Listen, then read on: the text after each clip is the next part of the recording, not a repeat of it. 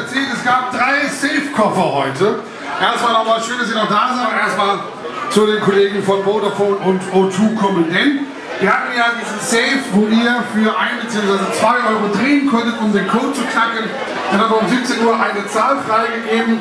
Und vielleicht erstmal der Kollege von Vodafone oder O2, mir ist egal. Kommt O2 zuerst. Der Safe wurde geknackt.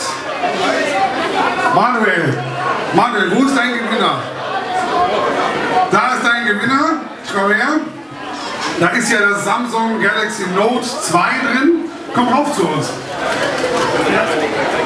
Dirk, wie viel Geld hast du investiert? 3 Euro. Mehr nicht. 3-mal gedreht und dann bei einer Chance von 1 zu 100, weil wir eine Zahl festgelegt haben, zack, gewonnen. Ja. Dann darfst du jetzt den Koffer öffnen und deinen Preis herausholen. 2,9. War das richtig? Ja. Einmal rechts, einmal links. Das Ganze für den guten Zweck. Der Koffer ist riesengroß und jetzt guck euch mal an, was drin ist. Das kommt raus. Ja. Da ist es, das Samsung Galaxy Note 2. Das ist klasse, für 3 Euro und die 3 Euro gehen für den guten Zweck an die Elternhilfe für krebskranke Kinder. Das Ganze im Rahmen mit der Uni Göttingen, mit der Uniklinik. Toll, Dankeschön, viel Spaß mit dem Preis. Danke an Manuel und danke an O2, dass ihr heute hier wart. Danke. Da drin ist ja ein iPad 4 im Wert von so 500-600 Euro. Wo ist denn der Gewinner? Hier, komm mal her. Holger ist für mich heute Mr. Einstein. Denn Holger hat sich Folgendes gedacht. Naja, warte mal, es gibt nur noch 2 Ziffern. 00 bis 99 sind also 100 Möglichkeiten. Einmal tippen kostet 2 Euro. Was hast du gemacht? Ich habe 200 Euro investiert.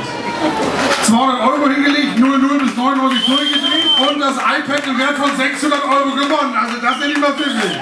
Ja? Gut gemacht. Warte, du darfst deinen Koffer öffnen. Warte, wir werden das liebevoll andersrum, musst du, glaube ich. Ja. Die sehen dann das Vodafone-Logo. Wir klemmen das mal zwischen unsere liebevollsten Körperteile. Das sieht mega stark aus. Hände weg.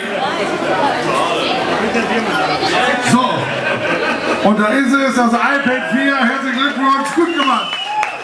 Das nenne ich mal pfiffig. 200 Euro investiert, du machst auf jeden Fall 400 gute. Ja? Und die 200 Euro auch für den guten Zweck, für die Elternhilfe. Ja, also alles super. Nochmal ein Foto. Wir dürfen noch mal klatschen, sonst ist es hier so leise.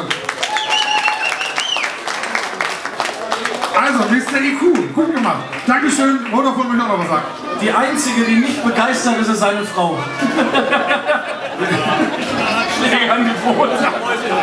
Sag mal. Also Familienbetrieb. So, ja. Ja, du, wenn sie wirklich verstehen. Frauen verstehen das immer erst 2-3 Tage später.